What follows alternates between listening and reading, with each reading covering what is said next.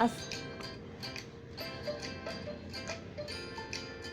Assalamualaikum warahmatullahi wabarakatuh. Selamat pagi Ananda semua. Semoga kalian semua dalam keadaan sehat walafiat dan selalu semangat dalam menjalankan kebaikan. Kembali lagi dengan saya Ibu Novi. Hari ini kita akan membahas tentang lembaga sosial. Dari interaksi sosial hingga terbentuknya lembaga sosial. Manusia dikenal sebagai makhluk ekonomi karena manusia selalu ingin memenuhi kebutuhan hidupnya. Dalam kehidupan sehari-hari, manusia mempunyai banyak kebutuhan. Kebutuhan tersebut senantiasa ada setiap hari. Misalnya, kebutuhan manusia akan keturunan sehingga perlunya adanya suatu keluarga. Misalnya, kebutuhan akan pendidikan sehingga perlu adanya sekolah. Contoh lain, kebutuhan akan makan sehingga perlu adanya pasar untuk mendapatkan makanan dan sebagainya.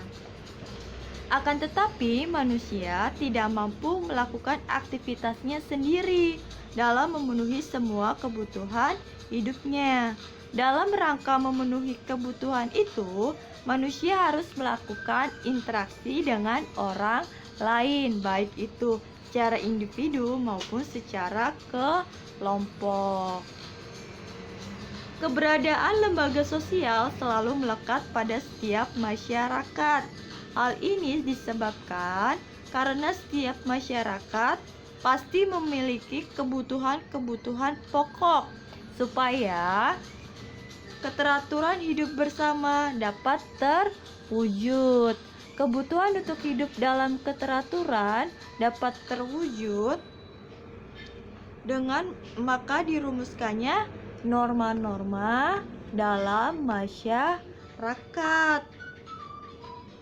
sebagai pedoman bertingkah laku.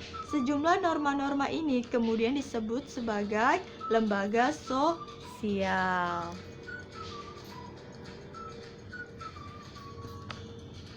Nah, itulah berawal dari interaksi sosial hingga terbentuknya lembaga sosial. Selanjutnya, apa itu lembaga sosial? Lembaga sosial merupakan wadah dari sekumpulan norma yang tersusun secara sistematis dan terbentuk dalam rangka memenuhi kebutuhan hidup manusia.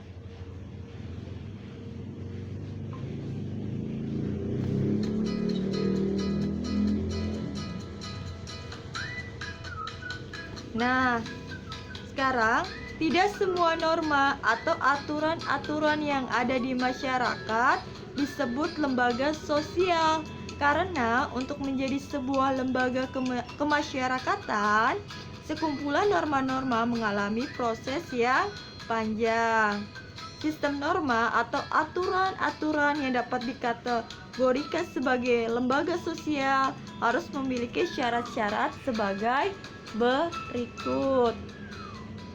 Yang pertama, yaitu sebagian besar anggota masyarakat atau sistem sosial menerima norma tersebut. Yang kedua, norma tersebut menjiwai seluruh warga dalam sistem sosial tersebut.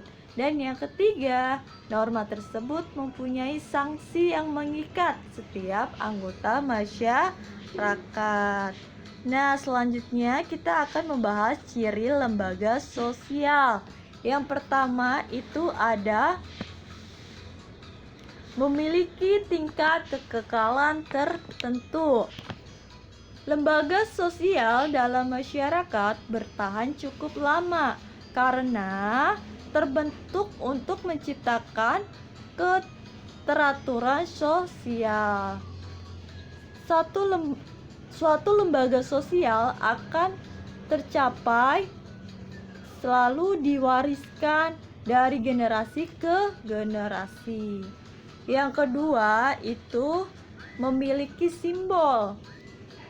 Simbol difungsikan untuk mempermudah seseorang mengingat keberadaan lembaga, visi misi, dan tujuan hendak dicapai. Simbol tersebut dapat berupa gambar, tulisan, gabungan gambar dan tulisan, serta bendera.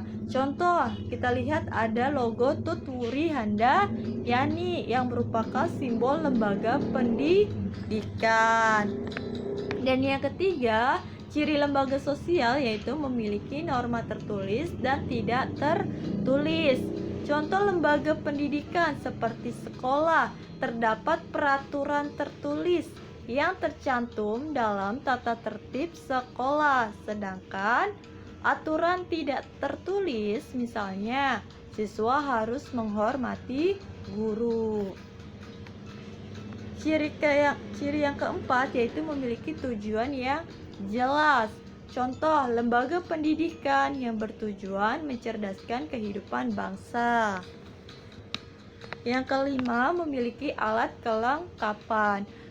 Lembaga sosial membutuhkan alat kelengkapan untuk mencapai tujuan. Contoh, TNI membeli berbagai alat utama sistem pertahanan seperti tang, senjata, dan pesawat tempur.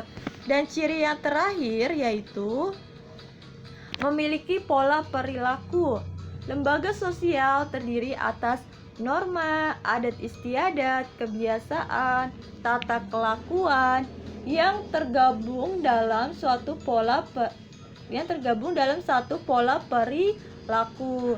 Sebagai contoh, di sekolah terdapat norma dan tata kelakuan yang diberlakukan kepada seluruh warga sekolah agar dipatuhi. Nah, tingkatan norma dalam lembaga sosial. Yang paling rendah itu ada usage. Yang kedua ada folkways. Ketiga, mores. Keempat, custom dan laws. Yang paling tinggi adalah laws atau hukum. Kenapa disebut tingkatan norma? Karena semakin tinggi itu sanksinya semakin berat. Pertama kita akan membahas satu cara atau usage, merupakan norma yang menunjuk pada bentuk perbuatan individu dalam masyarakat. Pelanggaran terhadap cara atau usage tidak akan mendapatkan hukuman berat, biasanya hanya berupa celaan atau cemoohan. Contoh, cara seseorang membuang sampah. Jika ada seorang membuang sampah sembarangan, cenderung mendapat celaan karena melakukan tindakan yang tidak sesuai pada tempatnya. Nah, di sini ada gambar seorang anak membuang sampah pada tempatnya. Dan yang kedua yaitu kebiasaan atau folkways. Kebiasaan adalah perbuatan yang dilakukan secara berulang-ulang dalam bentuk yang sama. Contohnya, kebiasaan memberi hormat kepada yang lebih tua usianya, mendahulukan orang yang sudah lanjut usia ketika sedang antri, dan sebagainya. Nah, bagi yang melanggar akan dikenakan sanksi sosial berupa teguran atas penyimpangan kebiasaan tersebut. Nah, kita dapat lihat gambar di bawah. Ini ada seorang anak mencium tangan orang tuanya ketika hendak pergi ke sekolah. Dan yang ketiga itu ada tata kelakuan atau mores. Kebiasaan itu kemudian diterima sebagai patokan atau norma pengatur kelakuan bertindak. Maka di dalamnya terdapat unsur pengawasan, dan jika terjadi penyimpangan, pelakunya akan dikenakan sanksi. Contoh, jika seorang peserta didik melanggar akan mendapatkan sanksi atas perbuatannya sesuai dengan tata tertib yang berlaku. Nah, kita dapat lihat gambar ini adalah gambar pelajar memakai seragam yang rapi. Dan yang keempat itu ada adat istiadat atau custom.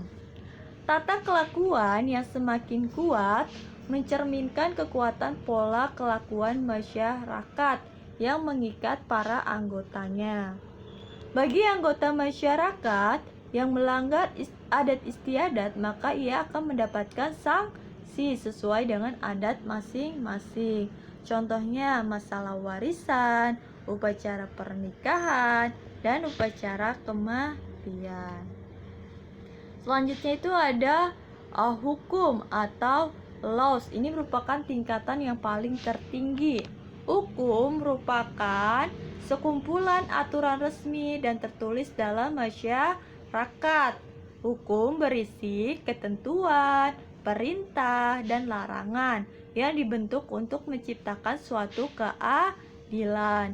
Sanksi tegas berupa penjara dan denda. Hukum ini biasanya dibentukkan dalam bentuk buku, misalnya Undang-Undang Dasar 1949, Kepres atau Keputusan Presiden. Selanjutnya yang terakhir ada fungsi lembaga sosial. Yang pertama, menjaga keutuhan masyarakat. Kedua, meningkatkan solidaritas masyarakat. Ketiga, mengendalikan perilaku warga masyarakat. Dan yang keempat, memberikan pedoman bertingkah laku. Sekian dan terima kasih. Ini materi hari ini. Semoga bermanfaat untuk Ananda semua. Wassalamualaikum warahmatullahi wabarakatuh.